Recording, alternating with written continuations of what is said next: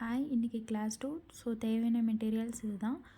First needle நான் எடுத்துக்கிட்டு அதில் டியூப் பீட் போட்டு அதை ஸ்ட்ரெயிட்டாக இது பண்ணி அது எண்ட் ஆகிற இடத்துல ஒரு நாட் போட்டுக்கிறேன். ஓகேங்களா?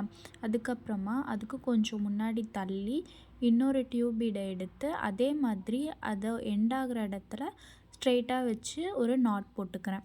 ஓகேவா? ஸோ இதே மாதிரி ரிமைனிங் இருக்க 2 சைடுமே நான் டியூப் பீடை வச்சு லாக் பண்ணிக்கிறேன். இதுக்கப்புறம் இந்த மாதிரி லாக் பண்ணுறது மூலமாக நமக்கு ஒரு டைமண்ட் ஷேப் கிடைக்கும். ஸோ இதுக்கப்புறம் என்ன பண்ணுறேன்னா, ஆரி ஒர்க்கில் யூஸ் பண்ணுற டிஃப்ரெண்ட் சைஸ் ஆஃப் பீட்ஸை எடுத்துக்கிறேன். ஓகேவா? எடுத்து இந்த மாதிரி நீடிலில் கோர்த்து நம்மளோட இந்த கட் பீட் இருக்குல்ல, அதாவது லாங் டியூப் பீட், அந்த லாங் டியூப் பீடுக்கு சென்டரில் வச்சு நான் அந்த எண்ட் ஆகிற இடத்துல ஒரு லாக் பண்ணிக்கிறேன். இதே மாதிரி 4 சைட்ஸுமே நம்ம லாக் பண்ணிக்கிறோம். இந்த மாதிரி அவுட்டரில் லாக் பண்ணுறது மூலமாக நமக்கு ஒரு டிசைன் கிடைக்கும்.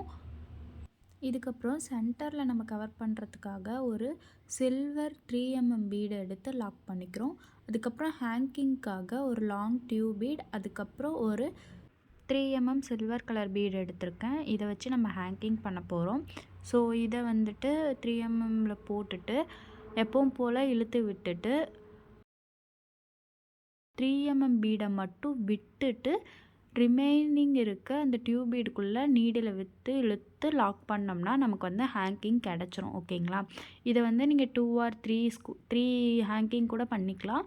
நான் 2 ஹேங்கிங் தான் பண்ணியிருக்கேன். ஸோ இதுதான் இந்த டிசைன் கிளாஸ் 2ஓட டிசைன். இதுதான் இதோட ஃபைனல் லுக் இப்படி தான் இருக்கும்.